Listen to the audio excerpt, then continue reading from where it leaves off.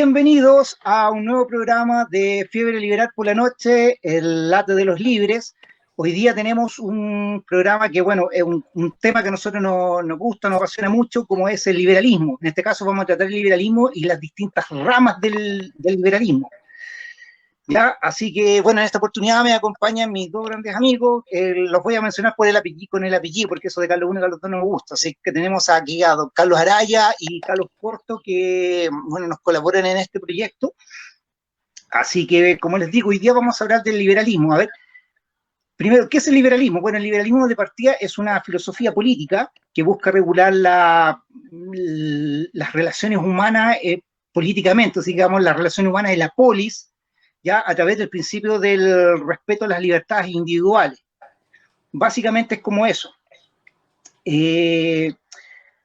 La rama del liberalismo al que suscribimos, que es la rama gruesa, digamos, que es el liberalismo clásico, nosotros tenemos una concepción de la libertad que es una concepción en términos jurídicos, una libertad negativa, ¿ya? Que nosotros podemos ejercer nuestra libertad, hacer lo que queramos sin que tener sin que terceros, digamos, nos coaccionen, incluido el Estado. El Estado tampoco nos puede coaccionar, ¿ya? Pero eso dentro de la familia liberal clásica. Ahora, en toda la familia hay ovejas negras, en ese sentido, hay ciertos liberales que se han ido, digamos, para el lado oscuro, como son los liberales igualitarios, hay unos liberales socialistas también, que no sé cómo es, como una cosa como media rara, ¿eso es cierto? Pero ellos tienen una concepción de la libertad que es una concepción de la libertad positivista, ¿ya? Ellos plantean que en el fondo que el Estado le debe otorgar a las personas ciertas condiciones materiales para que ellos puedan ejercer su libertad. A juicio nuestro eso es un error porque en el fondo confunden lo que es libertad con poder, que son cosas distintas. Yo puedo tener la libertad de algo, pero no necesariamente tengo el poder. Y de hecho, si lleva esa concepción, si la llevamos hasta sus últimas consecuencias lógicas, ahí hay una semilla de totalitarismo que es como peligroso. ¿Ya? Pero bueno, retomando dentro del liberalismo de derecha, por así decirlo, el liberalismo clásico, hay unas corrientes más contemporáneas que han surgido en los últimos 50 años, que son el libertarismo, que ellos aglutinan a los minarquistas y los anarcocapitalistas, o algunos también le llaman liberalismo radical. No a todos les gusta el concepto de anarcocapitalista, ¿ya? Pero mira, hagamos un recuento histórico primero de qué es el liberalismo. El liberalismo filosóficamente lo podríamos rastrear hasta los escolásticos españoles, ya con Juan de Mariana, entre ellos como máximo exponente, porque ellos fueron los primeros en poner sobre la mesa el tema de la libertad natural. Los escolásticos planteaban que todas las personas, por el hecho de nacer, de ser personas, venían con un derecho innato a la vida, a la libertad, y que por lo tanto debían ser tratados en forma igual ante la ley. Esta idea, bueno, 200 años después las retoma John Locke, que es como el padre del liberalismo político, y John Locke nuevamente insiste con el tema de la libertad natural, porque plantea que todas las personas nacemos con un derecho natural innato a la vida, a la libertad y a la propiedad. ¿Ya? Y bueno, entre otras cosas, él planteaba, bueno, Carlos más adelante va a profundizar en eso, planteaba un poco la separación del poder y la limitación de. Bueno, después de John Locke viene toda una corriente de pensadores que son los de la Ilustración escocesa, donde principalmente destaca a Adam Smith, ¿ya?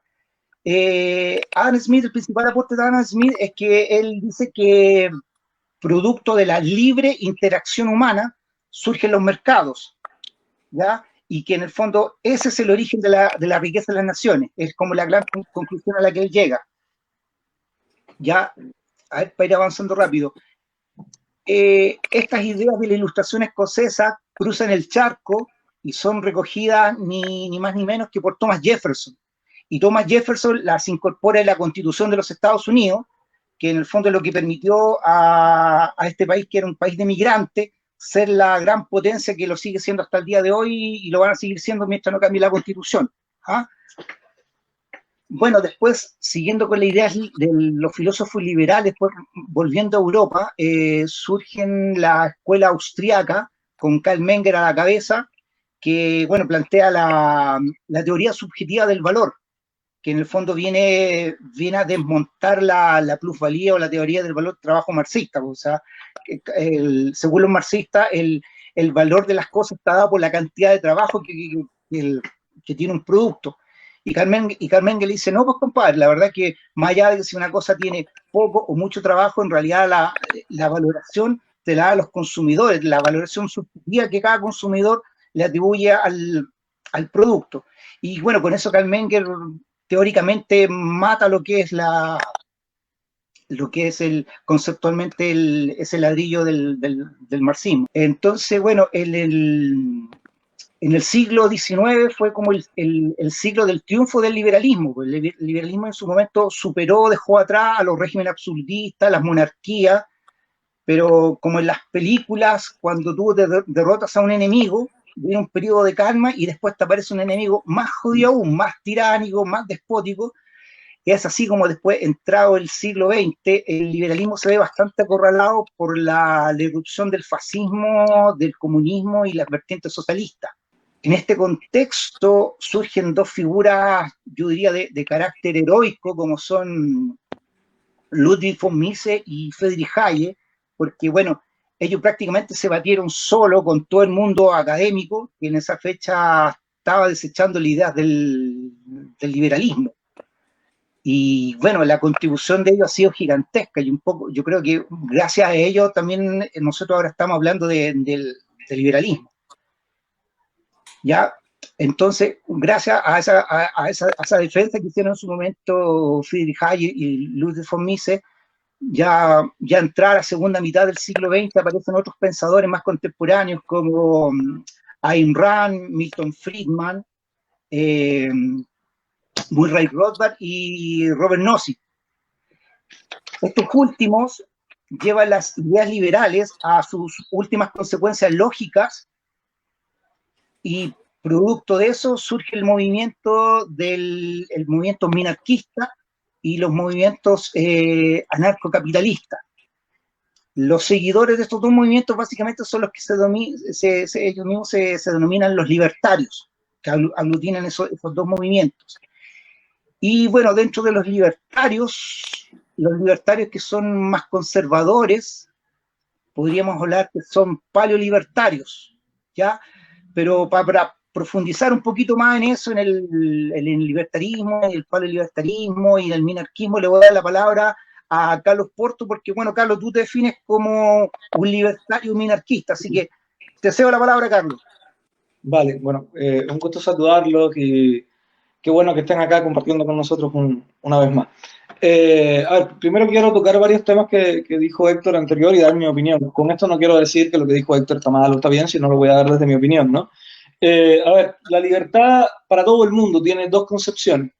Hay una concepción negativa y una concepción positiva. O para todo el mundo debería ser así porque así es. La libertad negativa, como decía Héctor, es la percepción que el individuo tiene de que nadie puede impedirle hacer aquello que desea hacer en la medida en la que él respeta ese mismo principio en nosotros. Y al mismo tiempo también existe la libertad positiva, que es la idea de que el hombre es libre en la medida en la que es autónomo y es capaz de satisfacer sus propios fines. O sea, es soberano en el fondo. Por tanto, existen estos dos conceptos que para todo el mundo debe verse así, porque, bueno, como digo, así es.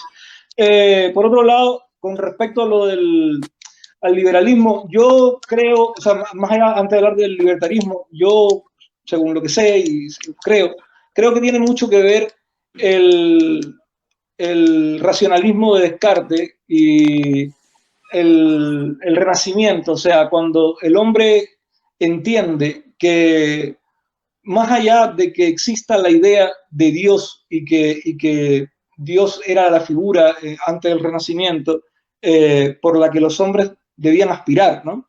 En el renacimiento el hombre descubre o piensa que independientemente de que alguien tenga la libertad de seguir pensando eso, también existe la posibilidad de alcanzar sus fines por sí mismo.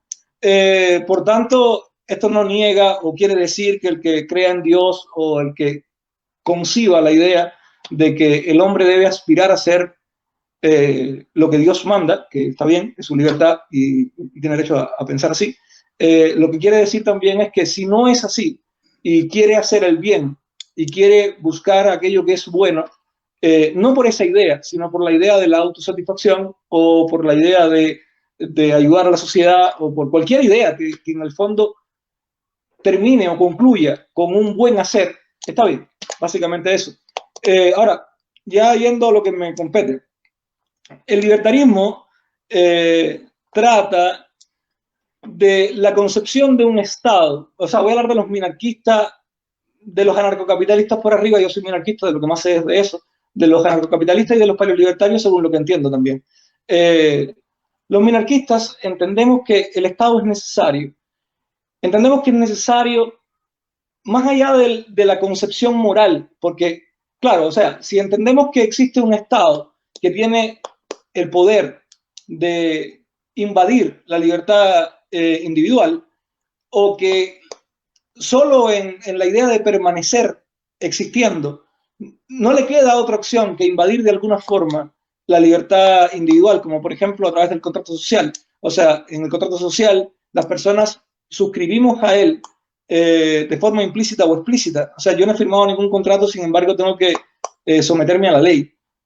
Por tanto, igual ahí existe un principio de, no violencia, porque no es violencia como tal, pero de autoritarismo o de imposición, ¿no? Los minarquistas estamos de acuerdo con eso. O sea, decimos que hasta ese punto está bien, ¿ya? Los anarcocapitalistas, por ejemplo, no están de acuerdo con esto y piensan que moralmente el Estado no tiene ninguna fuerza que pueda obligar al individuo a hacer aquello que no quiera.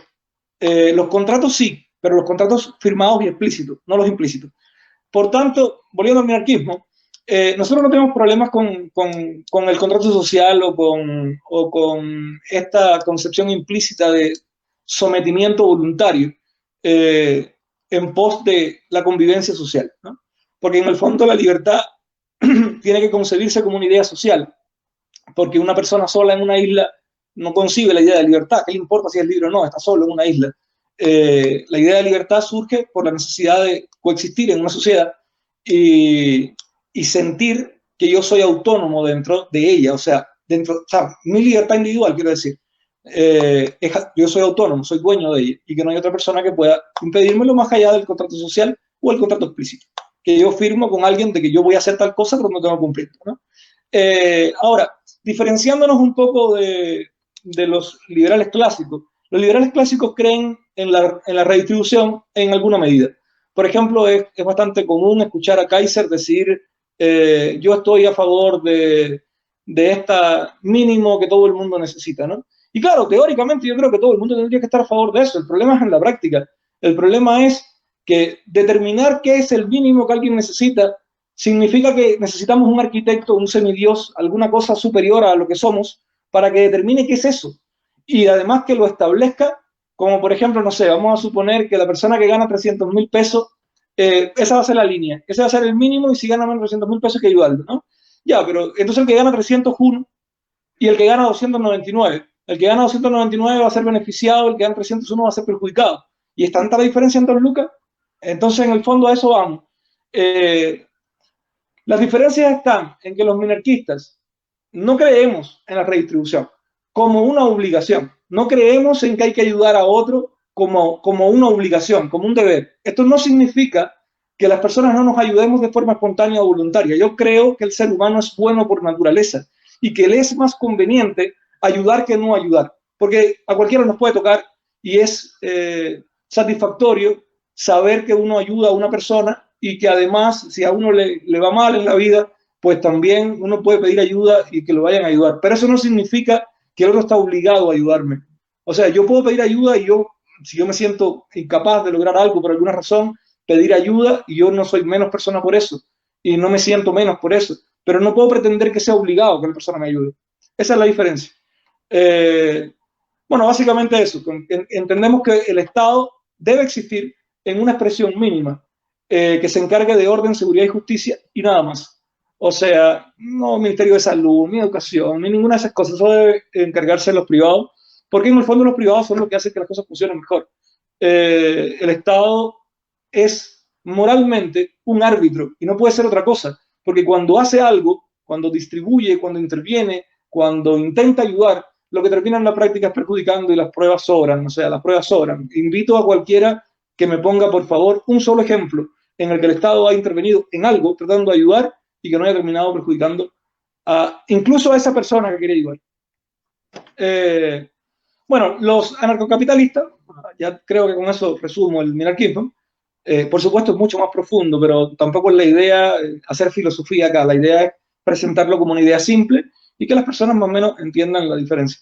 El anarcocapitalismo, como dije anteriormente, se concentra en esa idea moral de que no puede existir un sujeto o grupo de sujetos que determine sobre o que de forma injerencista presione al individuo a hacer aquello que no quiere hacer. Por tanto, son más radicales en ese aspecto y no conciben la idea del Estado, les molesta la idea del Estado. En eso se parecen un poco a los comunistas, digamos, a los comunistas teóricos, no a los socialistas, sino a los comunistas teóricos, ¿no?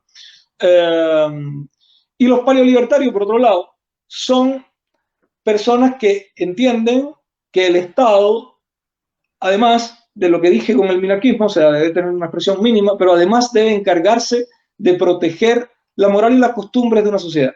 ¿Ya? En este punto, por ejemplo, también es bien discutible porque la moral y la costumbre de una sociedad no es fija. La moral y la costumbre de una sociedad es un proceso dinámico donde las personas vamos descubriendo qué es bueno y qué es lo aceptado. Por ejemplo, no sé, hace 200 años era correcto esclavizar a los negros y la mayoría, o sea, correcto no, correcto nunca fue, ¿ya?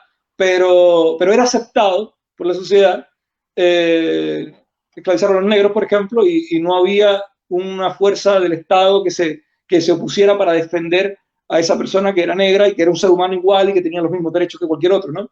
Y esto fue cambiando, como nos damos cuenta, y hoy día, pues, aceptamos ciertas cosas y no aceptamos otras más. Pero esto va a seguir cambiando, porque en el fondo la moral es, o sea, no es una cosa estática, es un proceso dinámico donde vamos descubriendo qué es aquello. O sea, tiene axiomas, tiene principios que son inamovibles, como por ejemplo la igualdad moral. Eso no va a cambiar y no puede cambiar porque cualquier acto o pensamiento que se sustente en casta o en beneficio de unos versus otros ya no es moral, porque ese es el principio de la moralidad. Tiene axiomas que no pueden cambiar, pero hay matices y percepciones que sí van cambiando en la medida en la que las sociedades van descubriendo nuevos conocimientos o nuevos razonamientos o por último, en última instancia, incluso hasta los medios influyen. O sea, pudiera darse el caso de que algún matiz no sea moral, sin embargo, el medio, o sea, los medios de comunicación lo promulgan de cierta forma que hace que las personas crean que es así. Y bueno, en fin. Bueno, básicamente esas son las diferencias. Ya, ahora, ¿te puedo hacer una consulta? Claro, claro. ¿Tú crees o consideras importante que para que haya una sociedad libre, para que haya instituciones que respalden una sociedad libre, estas instituciones deberían descansar sobre cierto sustrato valórico y ciertos sustratos de valores que a lo mejor deberían sustentar una sociedad libre? Por ejemplo, para que haya un Estado de Derecho, tal vez se deberían fomentar, por ejemplo, el respeto a la autoridad. ¿Tú crees que eso, por ejemplo, se forma más en la familia? ¿Tú crees que hay valores que son funcionales a la libertad? Por ejemplo, te pregunto.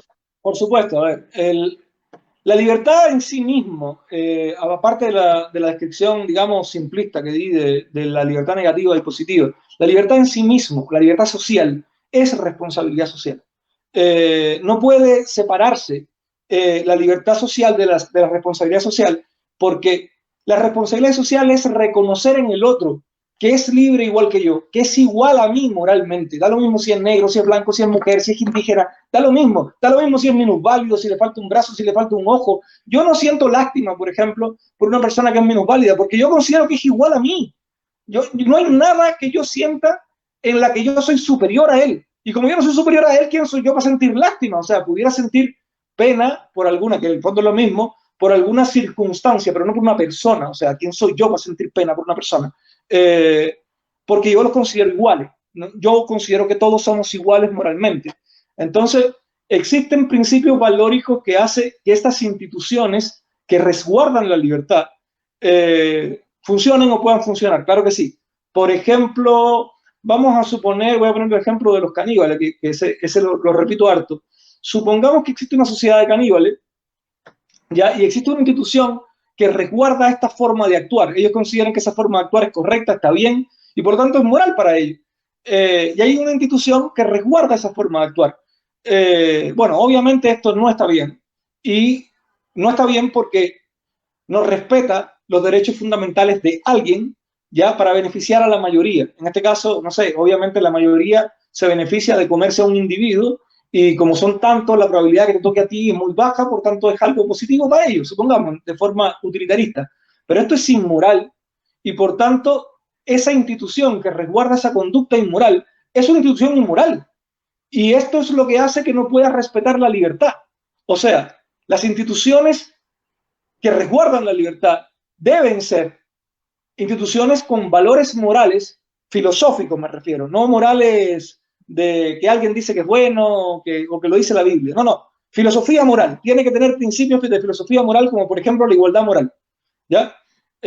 O que cada sujeto es un fin en sí mismo, o que, etcétera. O sea, los axiomas de la filosofía moral deben estar inmersos en estas instituciones. Yo creo que deberían estar inmersos en todas las sociedades. Realmente yo creo que no hay ningún ser humano que esté exento de no tener esto como concepción, porque si no fuera así, terminaría siendo entonces un delincuente. Por ejemplo, un delincuente que es capaz de hacerle daño a otro para beneficiarse a sí mismo, es una persona sin valores morales, o con pocos valores morales, o con valores morales equivocados, por decirlo de alguna forma, ¿no? Si una institución que resguarda la libertad también tiene valores morales equivocados, obviamente no puede resguardar la libertad. Lo que está haciendo es resguardar aquello que él entiende que le es útil, pero no tiene ni el principio ni el trasfondo moral que necesita tener. Creo que con eso respondo a tu pregunta. Ya, sí, perfecto, me queda claro. Carlos Araya, ¿tú ibas a profundizar un poco la visión de Joe Blow o quieres complementar algo de lo que ha puesto Carlos Porto? Bueno, Carlos ha hecho como una buena exposición, así que siento que va a quedar como pequeña mi exposición al lado de la de Carlos, así que me voy a inspirar. ¿Ya? Bien. No, lo primero que quiero decir en realidad es algo que puede ser evidente para algunos, pero no para todos. La palabra liberalismo es una palabra que está bastante manoseada. Es una palabra que está muy manoseada y que por lo mismo tiene muchas acepciones.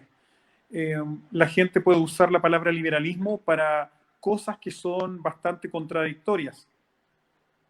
Es más, o sea, los norteamericanos usan mucho en su cultura popular la palabra liberalismo para algo que es muy distinto al liberalismo clásico, por no decir opuesto.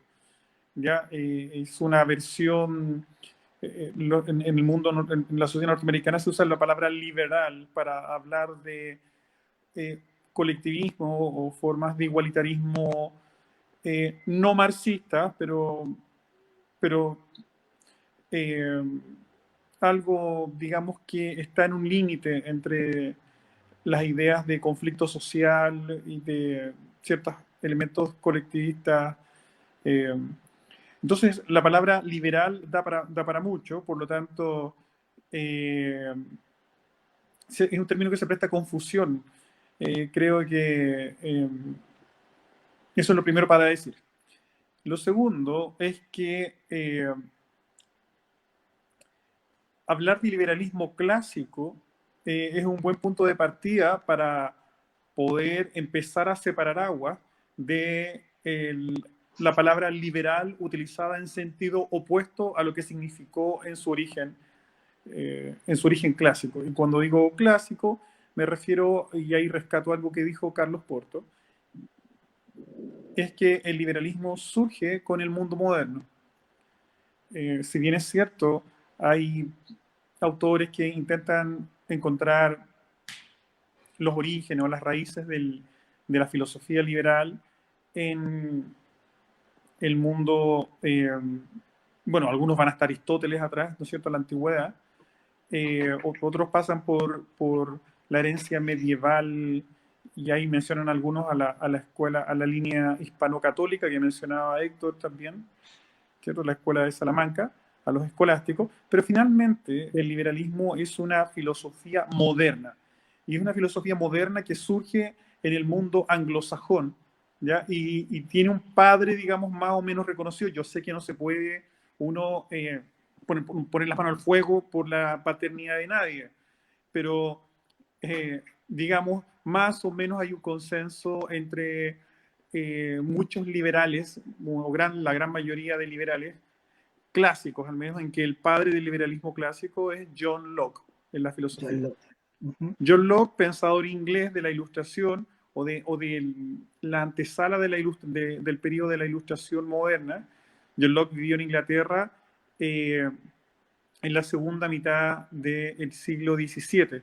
Muere en 1704, comenzando casi el siglo XVIII, que es el siglo de las luces, el siglo de la Ilustración en cuanto al pensamiento. Bueno, John Locke tiene dos obras importantes entre las cosas que escribió. Una se llama Sobre el entendimiento humano, que es una obra de filosofía del conocimiento, acerca de cómo podemos estar seguros que las cosas son reales o que las cosas son ciertas. Y la otra obra muy importante es el segundo tratado sobre el gobierno civil de John Locke, donde desarrolla la teoría liberal que conocemos actualmente, y que es más o menos un paraguas bastante amplio que aglutina ideas que van desde liberales clásicos hasta minarquistas, digamos, todos los que creen en un estado mínimo o un estado muy reducido, ¿ya? O un estado pequeño. John Locke parte del principio de que el ser humano tiene ciertos derechos que son inalienables, es decir, que son inseparables de cada ser humano. ¿Y de dónde vienen esos derechos? Bueno, esos derechos vienen dados por la naturaleza. Cuando dice que vienen dados por la naturaleza, bueno, él lo atribuye al creador. No queda claro si se refiere al Dios cristiano o a un Dios, a un Dios más propio como concepto filosófico. A veces se usa la palabra Dios como concepto filosófico y no como concepto teológico, que no es lo mismo en realidad. Como concepto filosófico para hablar de todo aquello que es dado desde antes de nosotros, es decir, aquello que nos es dado en el universo por alguien o por algo, y que parece tener una racionalidad, y como tiene una racionalidad, se le tiende a atribuir a un creador racional, ¿ya? Y que bueno, que muchos creyentes vinculan al logos cristiano. Pero dejándolo solamente en el punto básico de que existen ciertos derechos naturales inalienables, John Locke identifica esos derechos naturales inalienables para todo ser humano en tres derechos básicos, que son el derecho a la vida, el derecho a la libertad y el derecho a la propiedad. Bueno, todos los liberales clásicos y libertarios reconocen que existen estos derechos: el derecho a la vida, el derecho a la libertad y el derecho a la propiedad. Las diferencias comienzan cuando buscamos la mejor manera de proteger esos derechos como organización social, digamos, consensuada a nivel de sociedad. ¿Cuál es la forma de organizarnos para proteger de la mejor manera o garantizar de la mejor manera esos derechos esenciales? Bien, en el caso de Locke, de John Locke dice, bueno, que en estado de naturaleza los seres humanos tenemos estos derechos, pero estos derechos pueden ser pasados a llevar. Y como pueden ser pasados a llevar por un tercero, necesitamos ponernos de acuerdo en crear una organización que proteja esos derechos. Bueno, dice Locke que en un momento los seres humanos se ponen de acuerdo en crear una organización sobre un territorio para proteger esos derechos. ¿Y cuál es esa organización? Esa organización es lo que llamamos Estado.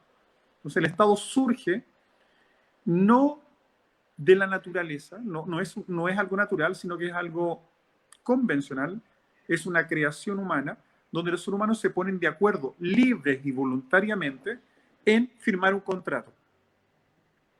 Y ese contrato da origen al Estado, al que le cedemos parte de nuestra libertad para que la proteja, ¿ya? El Estado sería aquella organización que, bueno, tiene el poder de coacción para imponer la ley, y esa ley va en función de defender la libertad, la vida y la propiedad. Ese sería el origen del Estado. Y hasta ahí estamos más o menos todos de acuerdo. Bueno, los anarcocapitalistas no, pero los libertarios minarquistas, entonces como Carlos Porto, y los liberales clásicos como yo y Héctor, estaríamos de acuerdo entonces que el Estado al menos para eso tiene que existir y cumplir esa función que sería la más básica y fundamental de las funciones del Estado. Digamos, los liberales clásicos, si bien creemos con distintos matices y grados que el Estado puede cumplir o debe cumplir otras funciones, todas las otras funciones son accesorios al lado de la esencial. O sea, la primera y fundamental es garantizar nuestra seguridad, hacer justicia, respetar nuestra libertad, proteger nuestra propiedad. Si el Estado no cumple esas funciones, entonces todo lo demás que hace el Estado, digamos que da un poco lo mismo, porque lo esencial, lo fundamental, lo primordial, para lo que existe, para lo que... Lo básico. Lo básico, o sea, para lo que permitimos que exista el Estado, para lo cual entregamos parte de nuestra libertad, porque al crear el Estado ya perdemos parte de nuestra libertad para garantizar que al menos la libertad esencial se proteja, ¿ya? Ahora, y voy a este punto. ¿Qué pasa cuando los individuos que conformamos el Estado, esta sociedad que firmó este contrato para crear el Estado, sentimos que nuestros derechos fundamentales, tan simples, tan básicos, nuestros derechos esenciales, han sido pasados a llevar? Y creo que todos, en todas las sociedades, a veces, de una u otra manera, en unas sociedades más y en otras menos, sentimos que esos derechos son pasados a llevar, o porque el Estado no cumple su función básica, o porque el Estado mismo se ha extralimitado en sus funciones, pasando a llevar las libertades esenciales. En general, los liberales clásicos creemos que el Estado debe cumplir algunas funciones más allá de estas funciones básicas, funciones de coordinación y funciones de subsidiariedad, ¿ya? Creemos que más o menos estamos todos de acuerdo en que el Estado debería entregar un mínimo para que todos los seres humanos puedan hacerse cargo de su propia vida, ya que cada ser humano se puede hacer cargo de su propia vida. Pero yo con respecto a ese punto, Carlos, si bien entiendo de dónde nace la preocupación, digamos, de que el Estado entregue ese mínimo y esa, digamos, como idea, más allá de que lo entiendo como idea, el problema radica para mí, ¿no?, en que no lo hace bien. El tema es que no lo hace bien, pero no es que no lo hace bien porque alguien no lo hace bien. No, es que no lo hace bien porque no tiene las competencias para hacerlo bien, no tiene los intereses para hacerlo bien, no tiene la forma de controlar que se haga bien. Entonces, en el fondo, no es que teóricamente yo estoy en contra de que el Estado tenga algún tipo de ayuda. El problema es que el Estado no existe como ente financiero. La plata la saca de nosotros. Es una forma de redistribución. Es quitarle a uno para darle a otro. Y no existe una condición moral, no existe en la que el Estado pueda quitarme algo que yo no uso. Por ejemplo, yo tengo que pagar impuestos, hay que pagar un mínimo impuesto al menos, porque el Estado tiene que sustentarse. ¿Y cómo se sustenta? Bueno, con los impuestos. ¿Pero qué es lo que yo estoy pagando? ¿Cuál es el servicio que el Estado me brinda? Bueno, lo que dijimos, orden, seguridad y justicia. Pero si además tengo que pagarle, por ejemplo, para que, no sé, construya carretera, vamos a suponer, construya carretera, pero es que eso lo hace mal, la administra mal, la cuida mal, me sale más caro. ¿Por qué no prefiero simplemente que no me cobre el impuesto y pagar un TAC y que se encarguen los privados, ¿no? Y eso es con respecto, digamos, a la acción de inversión. O sea, el Estado inversionista es un mito. Eso es un mito, eso no funciona. Y por otro lado, está en el tema este de la ayuda como tal, ¿no? Yo creo que la ayuda, y esto se prueba cuando uno mira la historia. Cuando uno mira la historia, los primeros orfanatos lo hicieron los privados. Las primeras calles lo hicieron los privados. Los primeros hospitales lo hicieron los privados. Nunca lo hizo el Estado, lo hicieron los privados. Las alamedas eran de un privado que las donó. Y así sucesivamente. O sea, la parte privada siempre, y los seres humanos, más allá de la parte privada, los seres humanos siempre queremos ayudar, si esa es la prueba. Lo que pasa es que cuando el Estado nos obliga a hacerlo, ya no es ayudar. Cuando el Estado nos obliga a hacerlo, el Estado nos está robando para dárselo a otro que yo no se lo quiero dar. Ese es el problema. Ese es el punto, digamos, donde diferimos, y no estoy diciendo con esto que yo tengo razón y que tú no la tienes, solo estoy exponiendo cuál es el punto en el que diferimos y el por qué, ¿no? Sí, mira, y me parece súper importante lo que dice Carlos. Yo voy a rescatar dos cosas que dice Carlos Porto y voy a dar una respuesta posible, porque no me creo, no creo que el tema esté resuelto como debate, ¿ya? Pero sí para que podamos ordenarnos un poco. Carlos menciona dos cosas relevantes, dos críticas relevantes a darle más funciones que las mínimas al Estado. Una de ellas es bastante cierto, que muchas veces cosas que hace el Estado por arreglar un problema termina siendo peor que la realidad que intenta solucionar, ¿ya? Eso es bastante cierto. A veces el Estado, Transantiago. por supuesto, ya, yo me acuerdo de Transantiago, cuando el Transantiago se lanzó. Yo pensé que, yo en ese tiempo pensaba que sí iba a funcionar, ¿ya? Yo pensé que el Transantiago iba a funcionar y que iba a ser más ordenado o menos caótico que el sistema que había con las antiguas, con el sistema laissez-faire de micros que teníamos antes. En realidad, y claro, el Transantiago me acuerdo cuando se lanzó, fue un desastre, o sea, un caos total, ya mal, ¿ya? O sea, hay imágenes patéticas que todavía recuerdo, cuando hay grupos de gente que se tomaban una micro y obligaban al chofer que tenía que ir para allá, para que fuera para allá, ¿ya? Bueno, muchas cosas el Estado hace mal, no solamente estoy pensando en eso, en políticas públicas que quedan mal hechas, aunque tengan una buena intención. No sé, estoy pensando en los créditos universitarios que se crearon y que después generaron tanto descontento social, que terminaron con tasas de interés que eran altísimas y que no pasó lo que se esperaba que iba a pasar, y después eso generó estallidos sociales juveniles en el 2011 y que se arrastraron hasta ahora. También, así que por lo tanto yo sí comparto con Carlos, o sea, acepto la crítica de Carlos, me parece que es muy válida, de que el Estado muchas veces hace cosas que empeoran el problema. Lo que sí creo es que en Chile muchas cosas que el Estado ha impulsado, el Estado liberal, digamos, que es el que tenemos en base a la Constitución actual, mediante concesiones que se han hecho a través de concursos públicos donde hay libre competencia para que privados presenten los mejores proyectos para que el Estado financie, hay cosas que han funcionado bien. ¿Ya? Yo creo que hay cosas de esas que han funcionado bien.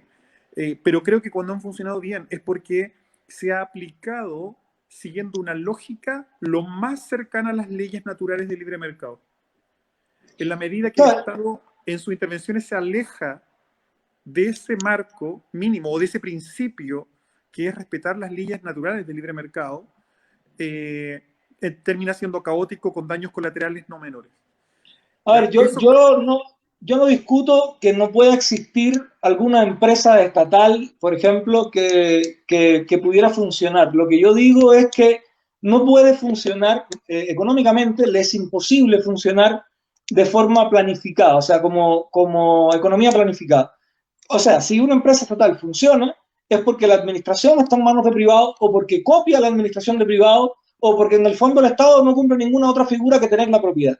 Porque el problema del Estado, digamos, como inversionista o como economista, es que él planifica la economía de tal forma en la que él necesita que el mercado, a través de los precios, le diga qué es lo que quiere y cómo lo quiere, para que toda esta burocracia administrativa llegue a quien toma la decisión y esta persona entonces decida cuáles van a ser las líneas de producción y qué es lo que se va a producir, y por tanto, en lo que esta cosa regresa al productor y se llega al producto, ya la gente no quiere eso, la gente quiere otra cosa.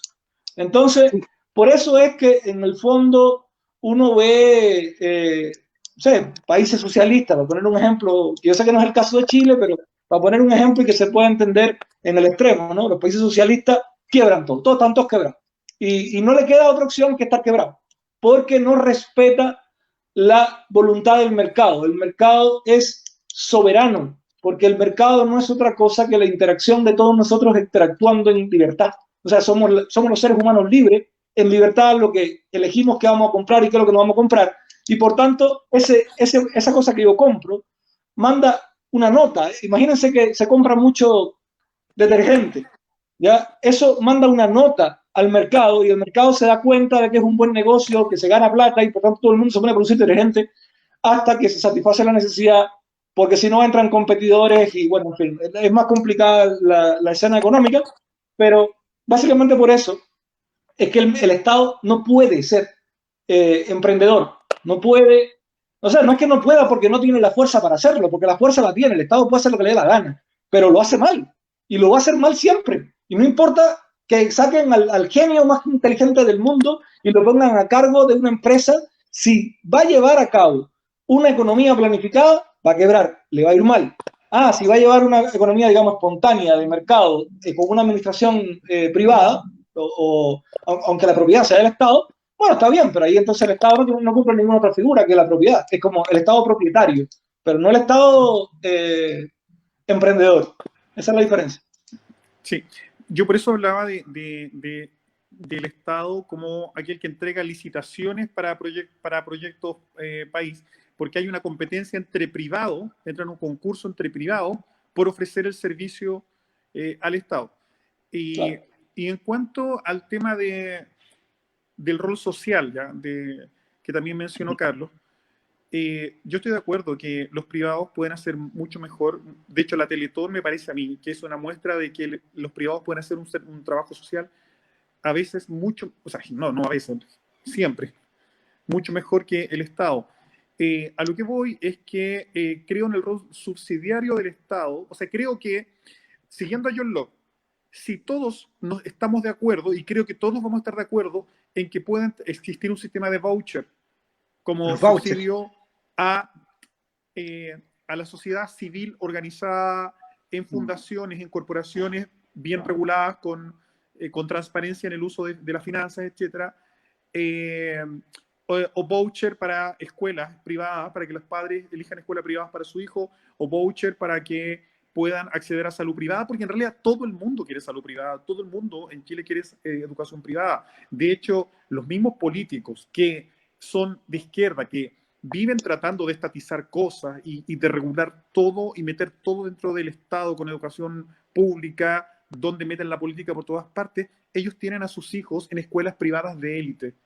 Es algo que choca mucho, que no quieren que la clase media acceda a escuelas particulares pagadas que no están controladas por el Estado. A lo que voy entonces es que creo que el sistema de subsidio mediante voucher es algo que la sociedad en conjunto, si se lo explicas bien, podría estar de acuerdo de que mediante un sistema de impuestos podamos financiar eso para que todos los niños puedan tener acceso a escuelas privadas y que todas las personas puedan tener acceso a salud privada. A ver, yo como principio estoy de acuerdo contigo. O sea, a ver, obviamente comparado con lo que tenemos hoy día, que es una locura, el Estado gasta 37.000 pesos por afiliado en FONASA y la medicina vale 5 comparado, en vez de 37 vale 5.000 pesos comparada con un ISAPRE, con las filas interminables, con la mala atención exponencial. Y lo mismo con la educación. Obviamente yo estaría de acuerdo con el sistema de voucher para que la persona elija ir al hospital que quiera y a la escuela que quiera, pero como un principio, digamos, de contraposición con lo que tenemos hoy día. Lo que a mí me gustaría, Carlos, y en el fondo es mi sueño, yo sé que es un poco utópico lo que voy a decir, y por eso entiendo y acepto el sistema de voucher, porque son transiciones para llegar a, si es que algún día se pudiera llegar a esta utopía. Lo que a mí me gustaría es que cada ser humano sea capaz de pararse por sus propios pies. Es que cada ser humano sea el dueño de su destino. Es que cada ser humano tenga la fuerza moral de decirle a otro que no es mejor que él. Porque a pesar de que no hay ningún ser humano que es mejor que otro, vivimos eso. Hay seres humanos que creen que hay otros seres humanos distintos y que hay unos que son mejores y que son peores. Y básicamente esta diferencia o esta malinterpretación de estas personas que creen que existen seres humanos mejores y peores viene dada por la condición material. Porque sí existen materialmente seres humanos diferentes y por tanto mejores o peores. Por ejemplo, yo puedo ser más rápido que tú en una carrera entonces yo soy más rápido que tú corriendo y soy mejor que tú corriendo. Pero eso no nos hace humanos diferentes, eso no nos hace diferentes como humanos o en valores morales. Entonces lo que a mí me gustaría sería eso, y eso no se logra, o sea, este dominio sobre la autonomía personal no se logra, según mi opinión, del subsidio, no se logra recibiendo cosas gratis, no se logra así. Yo entiendo que si hay un niño que no tiene para ir a la escuela porque los padres son alcohólicos, qué sé yo, estoy suponiendo, entonces es como una película aquí, una novela, ¿ya?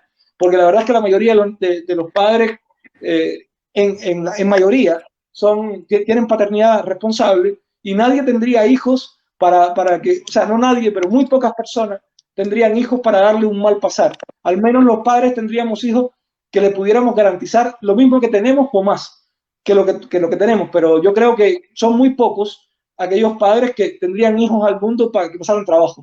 Por tanto, poniéndome en ese caso de novela en el que el niño necesita protección, yo creo que llegaría al punto en que ni siquiera el sistema de voucher fuera necesario, en que los privados, no, o sea, los seres humanos libres, ajenos al Estado, nos organizaríamos. ¿Ustedes creen que si nos quitan impuestos y nos pide en una campaña, nos piden a todos que donemos una X cantidad para crear un cename mejor, no íbamos a tener a niños en un sistema de orfanatos y demás mejor con control estatal? Lo tendríamos y lo pagaríamos todo, porque yo no conozco chileno que no esté indignado con lo que pasa con el cename. Todos los pagaríamos.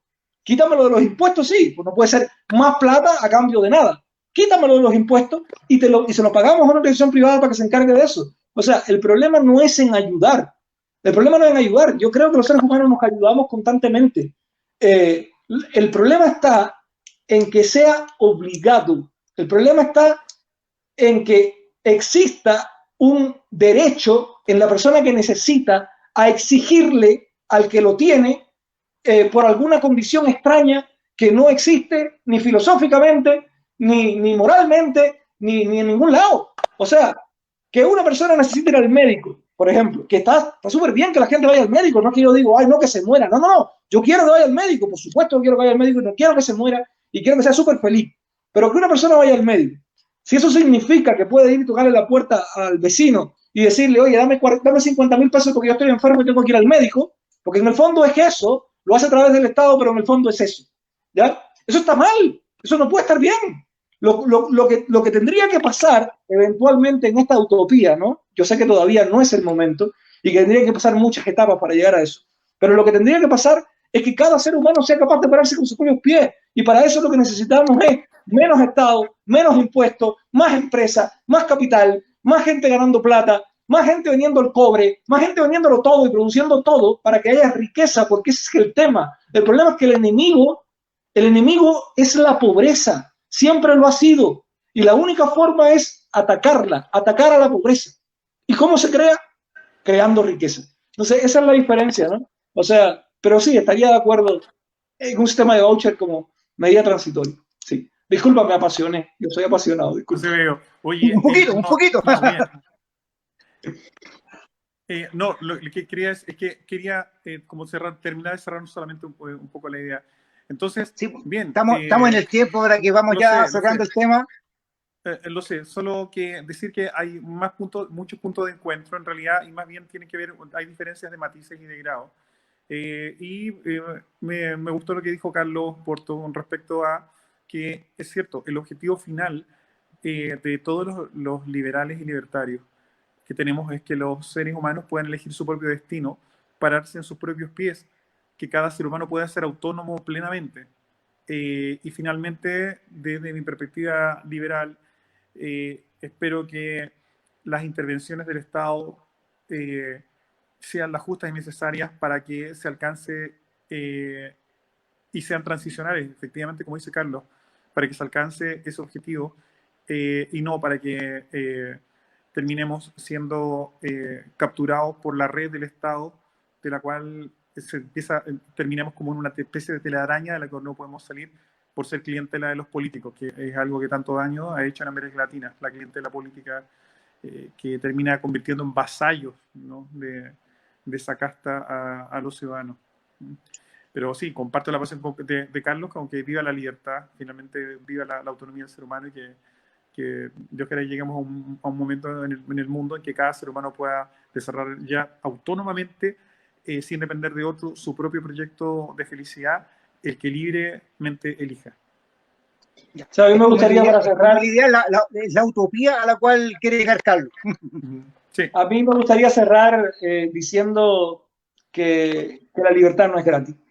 La libertad no surge como un proceso espontáneo. La libertad es una conquista de la humanidad. Es súper fácil perderla. Es muy fácil perderla a través del Estado, a través de grupos que coaccionan el poder del Estado. O sea, es súper simple perder la libertad. Mantiene la exigencia en todos nosotros, en aquellos que nos percibimos libres, en defenderla constantemente, porque es súper simple perderla. Y si mantenemos esta idea viva de que no hay nada en el mundo superior a la libertad, porque tanto la vida como la propiedad y la libertad tienen igual valor, no hay diferencia. O sea, yo no puedo estar vivo si no tengo libertad. Eso sería una existencia como objeto, no como sujeto. Entonces, si mantenemos esta idea y creemos que la libertad es superior a todo y que los medios son en el fondo lo que importa, no el fin. O sea, el fin de todos los seres humanos más o menos es ser feliz. Claro, lo que significa ser feliz para cada uno, estamos de acuerdo, pero en el fondo todo el mundo quiere ser feliz. Pero lo que importa son los medios. O sea, yo no puedo buscar mi felicidad a costa de dañar a otro, a costa de afectar los derechos fundamentales de otros. Si todos entendemos esto, vamos a seguir construyendo como lo estamos haciendo, porque si nos comparamos hoy día con hace 200 años atrás, 100 años atrás, 50 años atrás, hoy día somos más libres. Y si seguimos así, vamos a seguir siendo más libres en la medida en la que seamos capaces de defender. Eso para terminar. Gracias a todos y gracias por escuchar mi apasionamiento. Ya, perfecto. Oye, me gustó, salió súper bueno este programa, excelente. Así que bueno, dejamos la invitación extendida para el próximo viernes a un nuevo capítulo de Fiebre Liberal por la Noche. Y bueno, nos estamos despidiendo. Hasta la próxima. Chao. Wow. Muchas gracias. Hasta luego.